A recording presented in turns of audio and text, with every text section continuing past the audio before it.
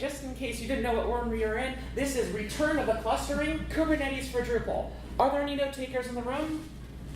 No, not this time. But anyways, this presentation is already online at github.io. Return of the Clustering. That's awesome. And now, you're probably wondering, who is this weird person in front of you? Why are they wearing a Jedi costume? And do they get this excited when they have a boarding pass for a business trip? The answer is, yes, I am Tess Flynn, otherwise known as Socket Wench. That is wench, not wrench. That's true. I'm a module maintainer, blogger, and educator, and I am a DevOps engineer at 10.7. 10.7 is a full-service Drupal web agency. We create and care for Drupal-powered websites. We're based out of Minneapolis, Minnesota. Mostly, we are a fully remote company, but most of us are still right now in Minneapolis. We do a number of different things, site hosting and migration. We do Drupal 8 upgrades, we do site audits, and also we do any process consultancy if you have any DevOps or internal process work you need to do in order to improve your dev workflow. We can do it all. Give us a hi at the wonderful humans at 10.7.com. So, as you might have guessed, this is part of a trilogy. This is the third part of a presentation cycle. The first one is Ride the Whale, Docker for Drupalists, which tell you all about how to add Docker to your Drupal development workflow, what Docker is, and how to use it. Also, avoid deep herding deployments beyond Git if you want to build your own continuous integration system using only open source, GitLab CI, and Ansible. Both of these are links to the presentation, so feel free to go and watch them later. So, some time ago, my boss came to me and asked, we already use Docker locally. We should use it in production. And of course, as a good DevOps person, I said, sure, sure, that'd be great. And then tumbleweeds passed between us. But, well, let's talk for a minute about Docker in production. Earlier, I was wondering that Docker in production can't be that hard. You just install it and put some containers on it, right? Can't be that hard. Well, I decided to do some research for you, and it turned out that there was lots of criticism about it, some of which weren't exactly very helpful, but still, criticism nonetheless, and it became obvious to me that this was going to be a little bit more difficult than I had thought. First of all, let's address Docker security. The biggest kind of problem with Docker security is that Docker maps users between the host operating system and the container operating system. And this is probably fine for development environments, but for production workloads, there's a problem. And the problem is that most containers that you're going to get from Docker Hub run as root, which means that they have full permissions to all of the underlying operating system facilities of your server if they break out of the container. And oh yes, last week there was in fact a container escape thing that was just posted. So this is a very real security concern. So we don't want to use just any old container from Docker Hub. We want to use only trusted containers, ones that we probably build ourselves. And we don't want them to run as root. We have to configure them as a non-privileged user by default. Also, passive configuration is a bit of a problem.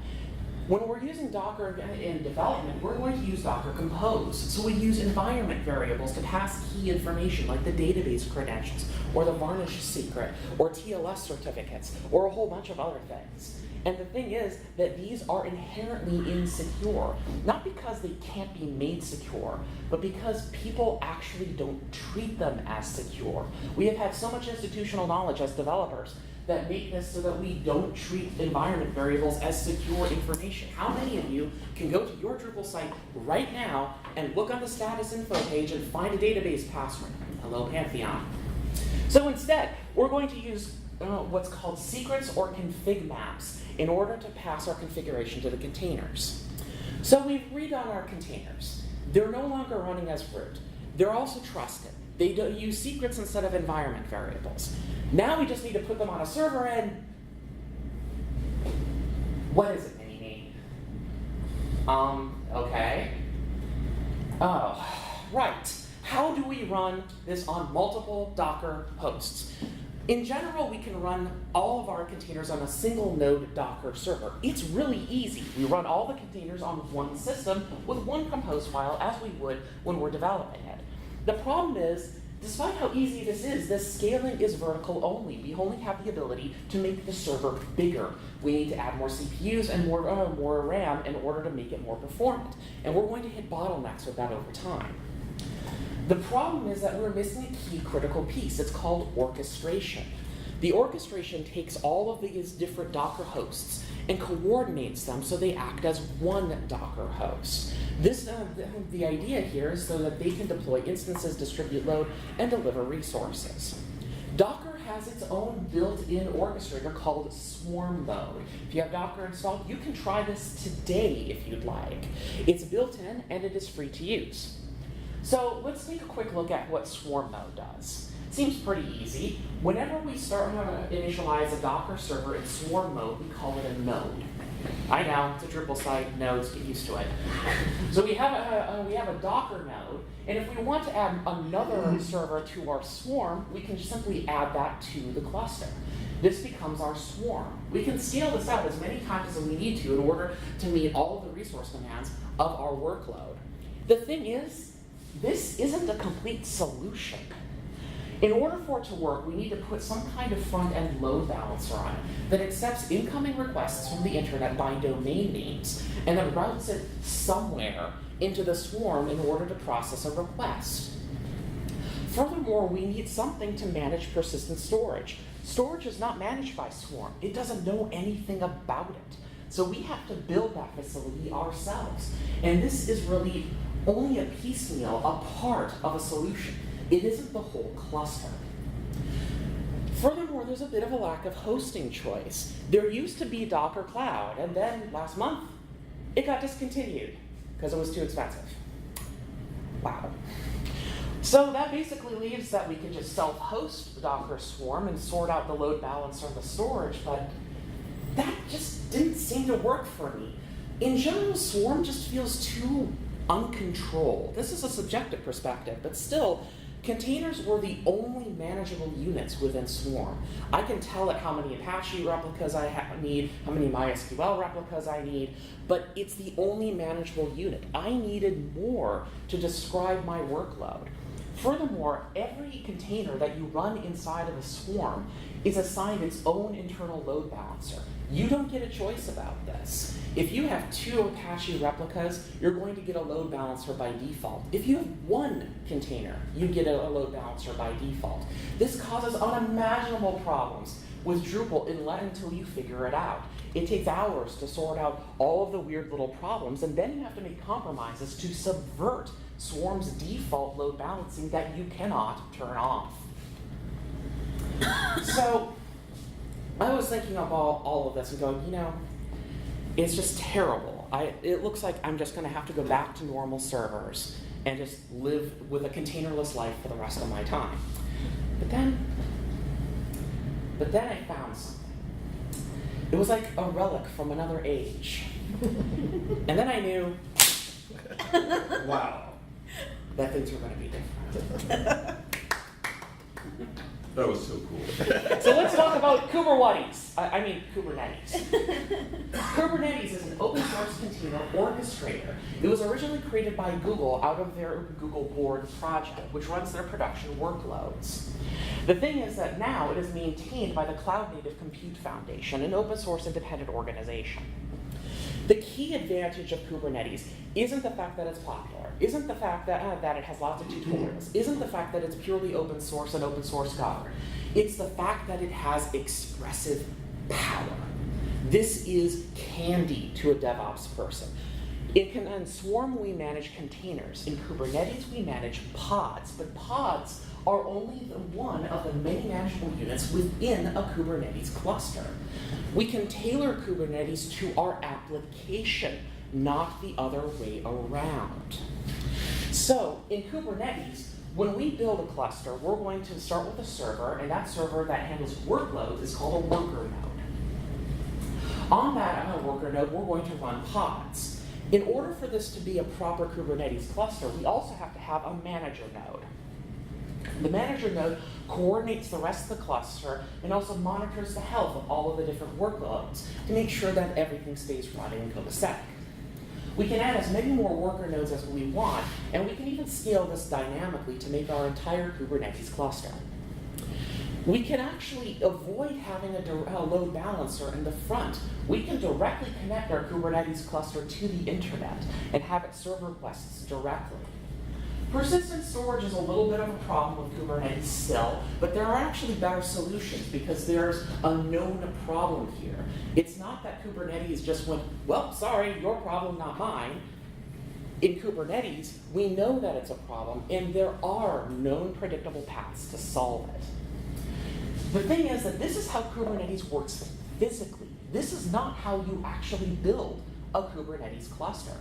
How you build a Kubernetes cluster is you start with something called a deployment. A deployment represents your application. In order for that application to communicate with the outside world, we define another object called a service.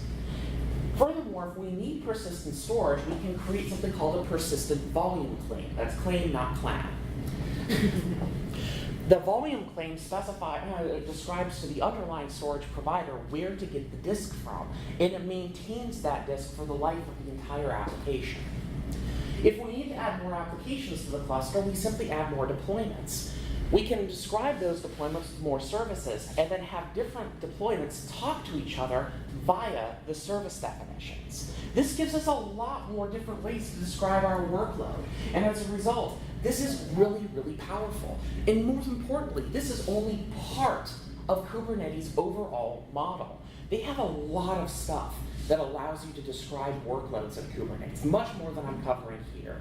These are just the pieces that I think are most relevant for Drupal sites. So let's review. Deployments describe an application, not just what containers to use, but a whole bunch of other stuff related to those applications, such as the number of replicas, if there are health checks to monitor the status of your application, and where in the cluster to place it. Services are going to describe a consistent application endpoint. These can be internal, external, or load balanced. Also, there are persistent volume claims. They're called PVCS. They're not made of plastic. What these do is these are a request for persistent storage. How much, from where, and how shareable that storage is. Now, if we need to deploy the objects, all the objects that we're going to deploy to our Kubernetes cluster are written in YAML, and we push them to the manager node. And this YAML can be patched, diffed, even replaced. It's a lot like Git. Imagine doing, in essence, a Git operation to change the entire structure of your cluster. You can do that with Kubernetes.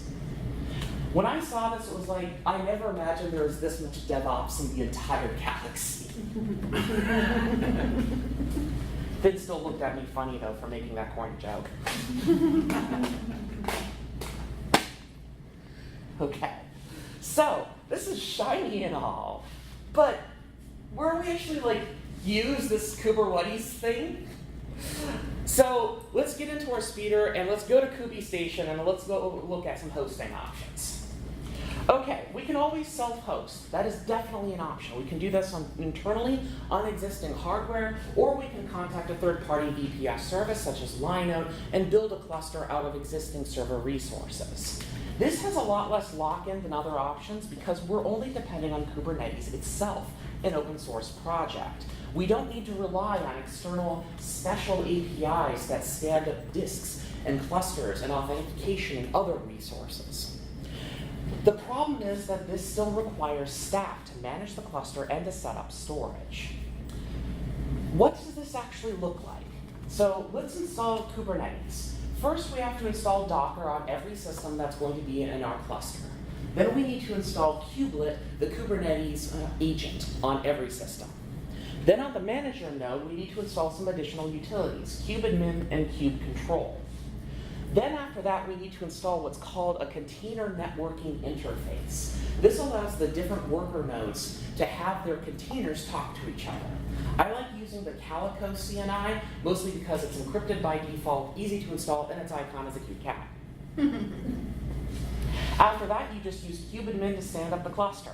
Now this is a really general list of steps. you can find a complete and jarring detailed tutorial on Linode Docs, that's a link by the way, for you to actually look at what's going on and where you can actually get all of that information. It's really, really handy. It took me about an afternoon to stand up my own cluster on Linode.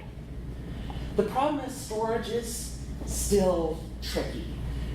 You could use a traditionally managed NFS, but honestly, you might want to use something that has more native Kubernetes integration, like Ceph or Rook or Haketi, depending on the kind of workload that you're going to work with. Now, the thing is that when I built this, it was like, wow, I just want to run one site, and I need to have 4 gigabytes minimum per worker node, and 2 CPUs each, and then I needed to pay for the manager node too. That was more than my cheapskate sentimentalities would allow me. So instead, let's talk about doing something different. Let's talk about managed Kubernetes. It's like a VPS, but only for Kubernetes-based workloads. You pay only for the workers and not the manager node, typically. Also, storage tends to be baked in. Usually you have to leverage a bit of a special API to do this, but that's a small amount of compromise in order to get this ability, and it relieves you of having to stand up a lot of these resources yourself. There's a lot of different providers out there for this: Amazon, Google, Azure, DigitalOcean, and others. So you can find a complete list on kubernetes.io. But for my purposes, I decided to go with Google Kubernetes Engine. And the reason why is that it's considered the standard in managed Kubernetes. It integrates well with Compute Engine and has strong API support.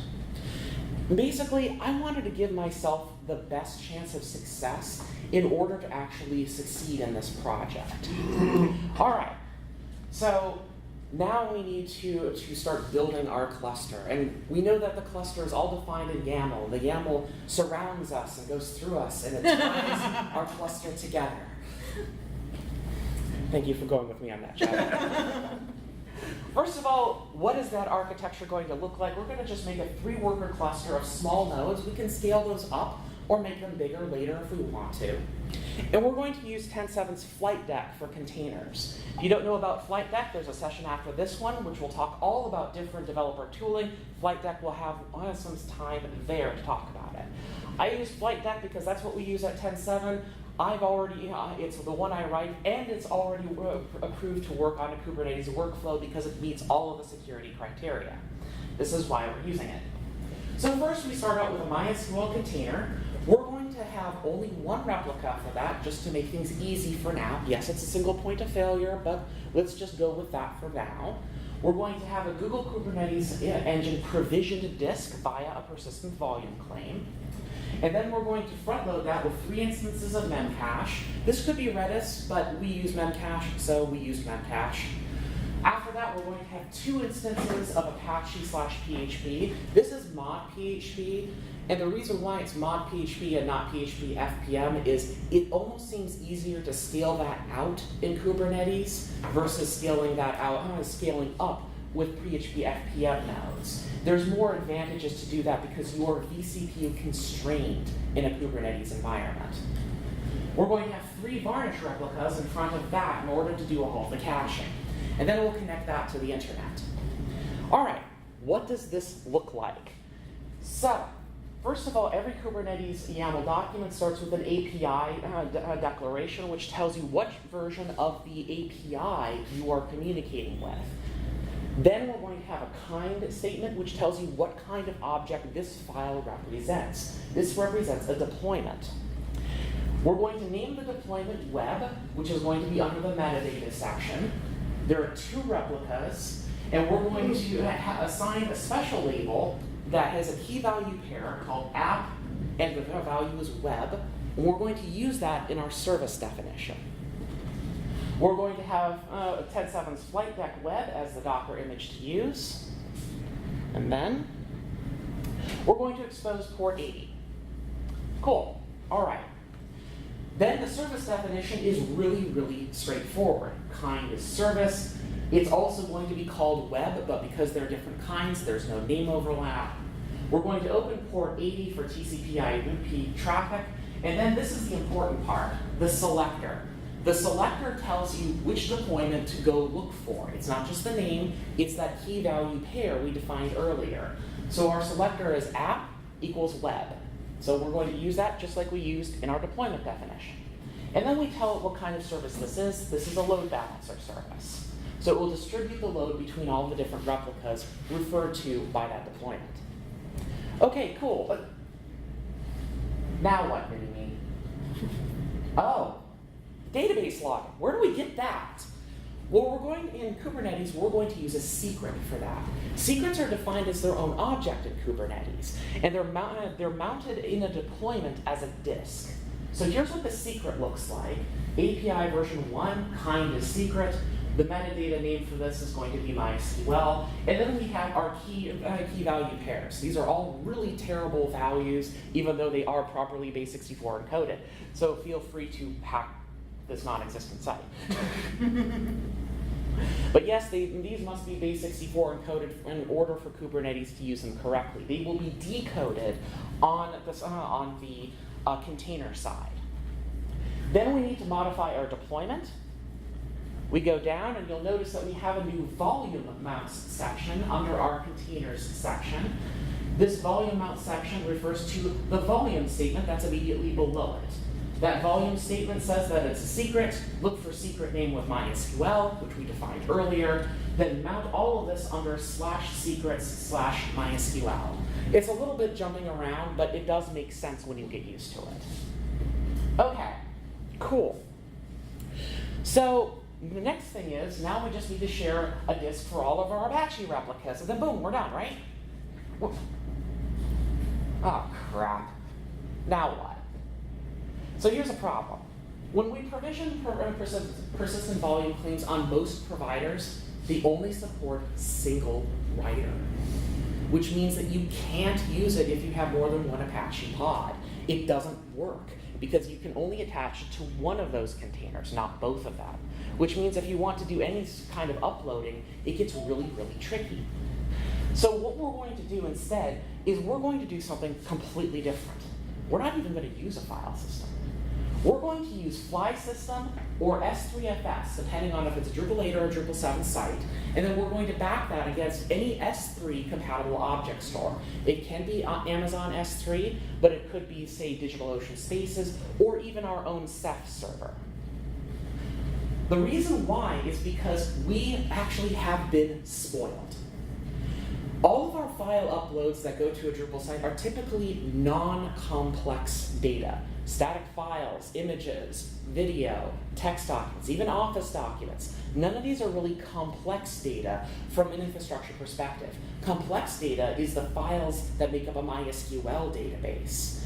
The thing is that complex data needs block storage. All of our static files that we typically upload to a Drupal site don't. But we've been spoiled because we've been used to getting virtual private servers and they have a disk attached and we just throw files on there. We're done, right? And that's the thing. It's not a class of service we actually need. So what we want to do is we want to outsource all of that to an object store because we're going to treat the file system like an API. And APIs are multi-writer by default. The fastest disk may be no disk at all in our site. We can completely offload all of the media storage to a completely another service and directly link it so that it even never touches our cluster. So, now that we have that sorted out, there's still one more problem. So, for our Memcache replicas and our MySQL replica, we only have one MySQL replica, and we have 3 Memcache replicas. But with Drupal, we can internally load balance all of those Memcache replicas just by changing the settings document. So there's no reason to actually use Kubernetes load balancing for this. We want to turn that off. But the problem is, Kubernetes is stateless by design, which means that the host names are just a bunch of garbage. So what we do need is predictable host names in order for these services to be accessible to the rest of the containers in the cluster. How do we do that? We use what they call a stateful set.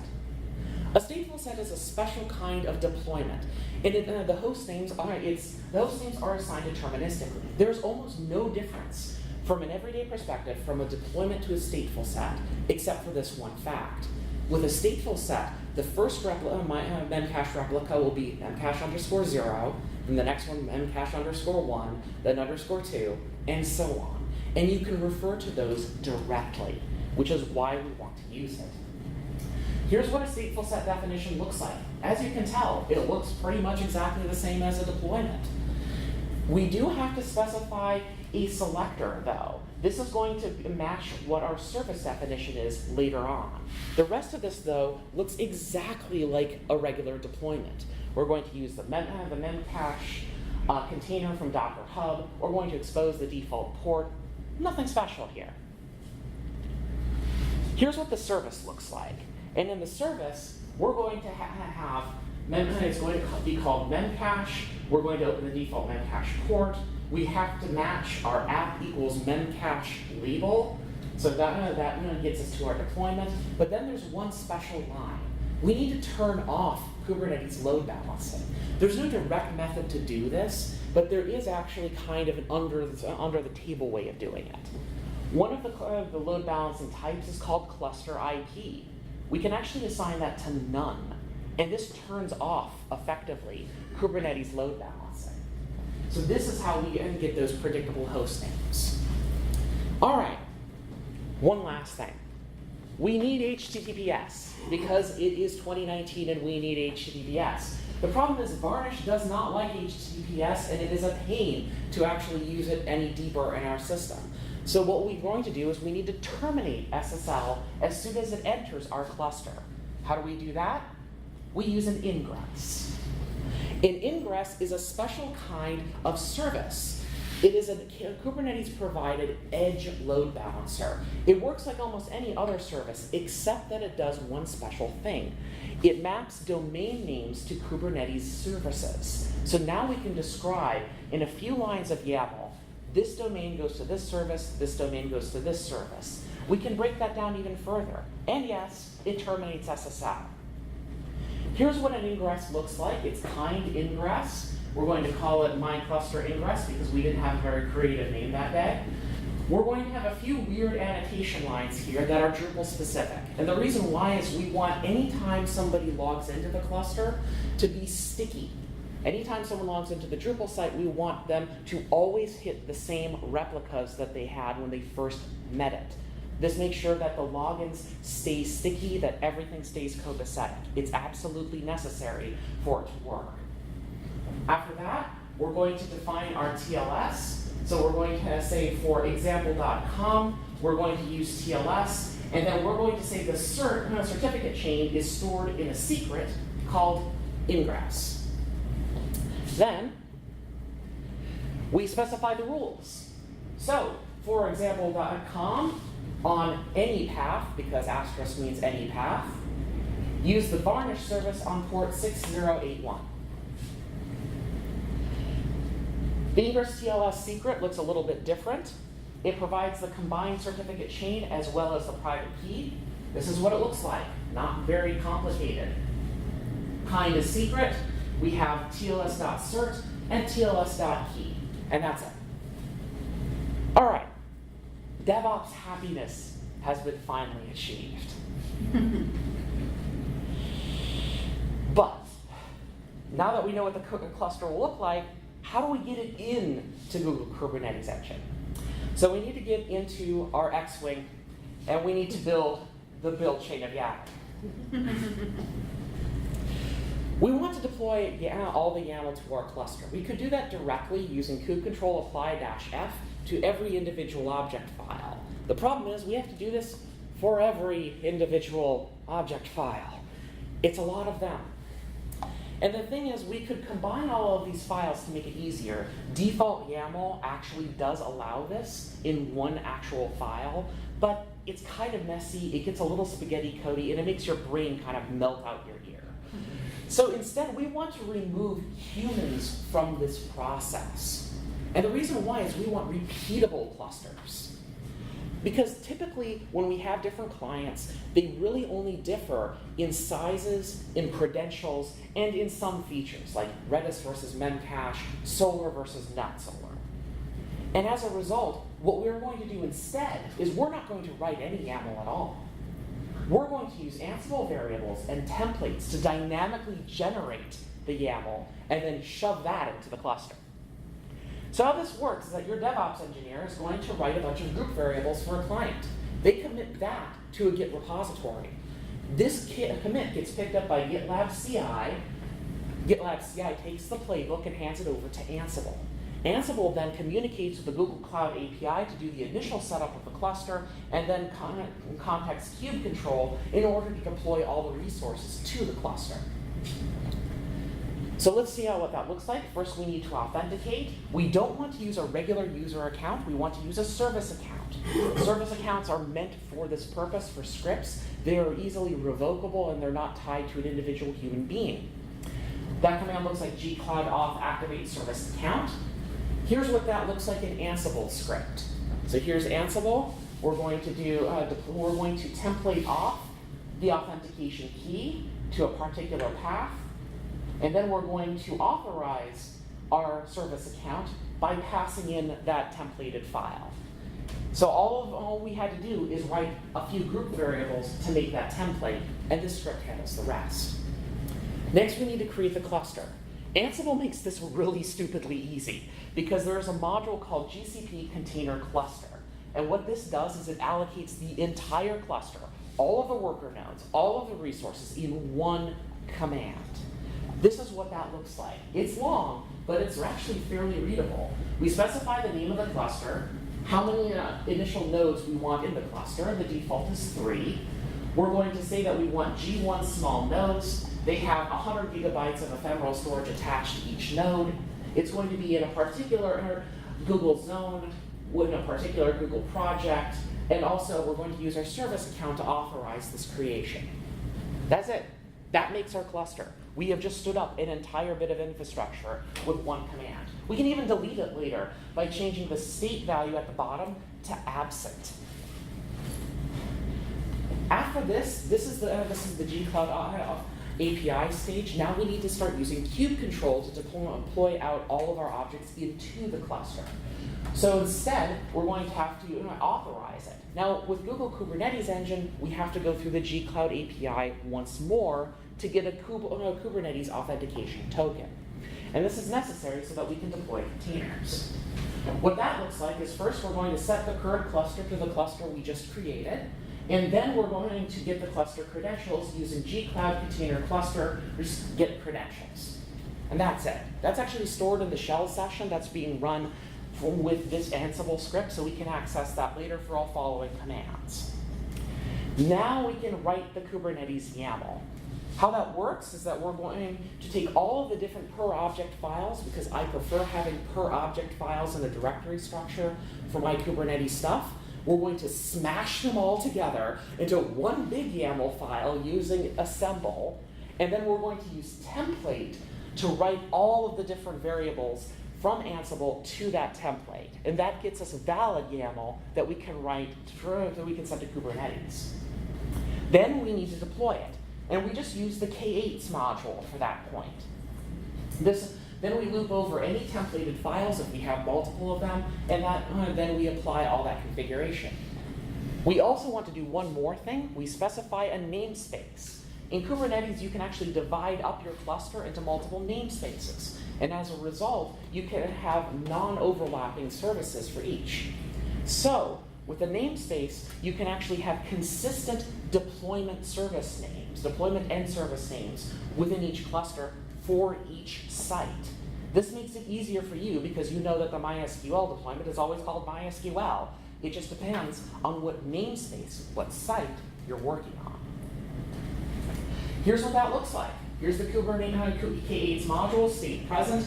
We specify a namespace, and we give it the file name, and we pass them our application credentials. We loop over every YAML file, and there we go. That's our cluster. Everything's on it now. All right. That's all great. We can now actually stand over Lord Hostedness. We can say, you failed, Lord Hostedness. I am a DevOps, like my mentor before me. I should probably get some sites onto the cluster now. Yeah, okay. All right, so let's go ahead and let's deploy this thing and go home. We could update it in place. This is a very common tactic if you've used shared hosting or VPS services. You'll probably use this if you've done SFTP, git deploy, or even some CI systems, update sites in place. That's fine. The thing is that on Kubernetes, we have to do this to each Apache replica because that's where the files are. And we don't have, if we were going to do that and do it once, we'd have to go back to having a shared disk, a shared block storage somewhere, which means we'd have to pull out NFS, and we don't want to do that. And the thing is, this really just isn't how the K8s works.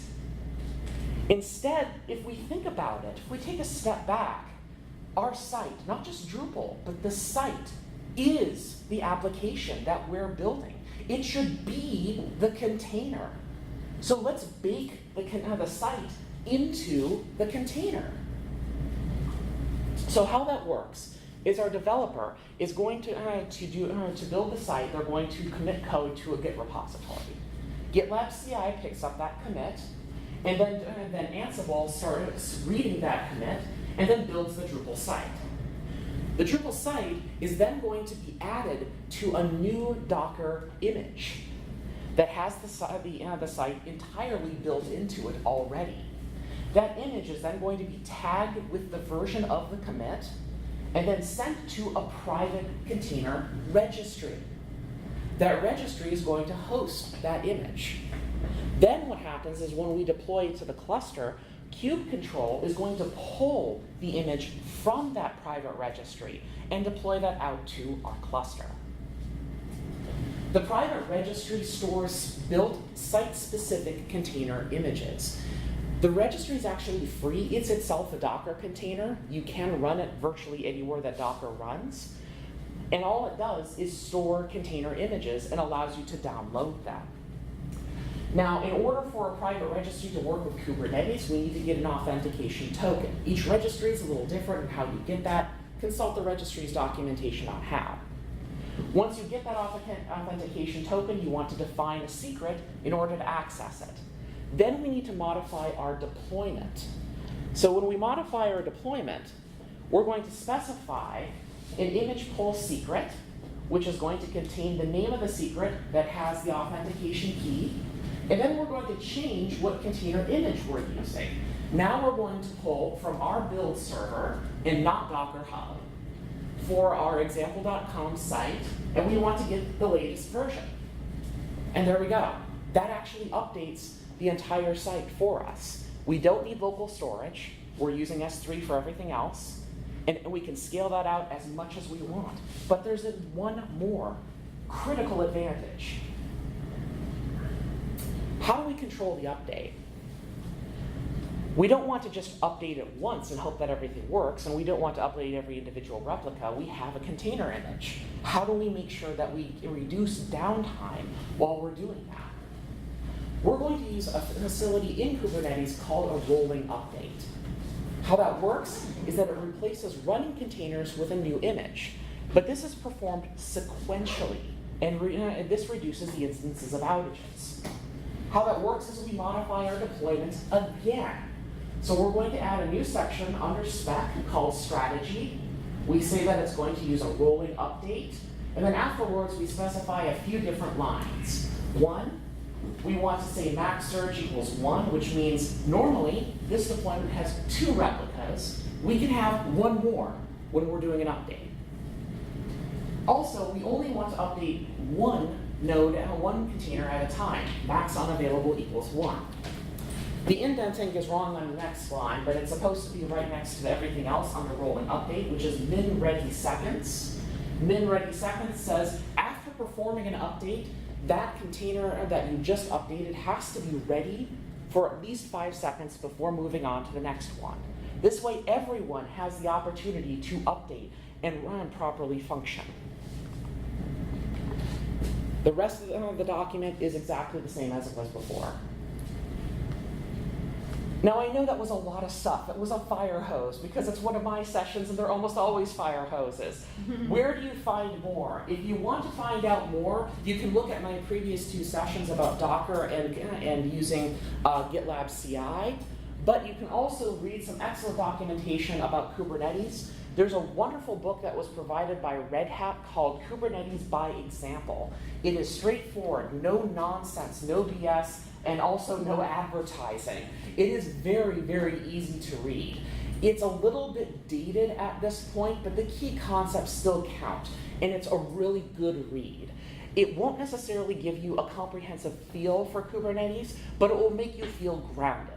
If you want something that's more interactive, there's a wonderful interactive tutorial on kubernetes.io that you can look at. That interactive tutorial will allow you to spin up a cluster and use kubectl in your browser without any installation locally. Again, that is a link, so you'll want to click that on the presentation. Now that I'm finished with all of that, making a fool of myself by wearing a giant costume, I wanted to take a moment to thank Drupalcamp Florida for having me here today, for 10/7 for sponsoring my time here. Remember, we do site audits and all of this other stuff. Also, my wonderful my patrons on patreon.com/socketwench, which support my tutorial writing efforts. You can find this presentation on github.io.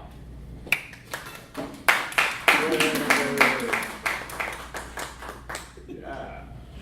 Those are nice pictures. Not bad for like a $20 cloak and a $10 lightsaber. Yeah, that was pretty good. That'll last you for a long time.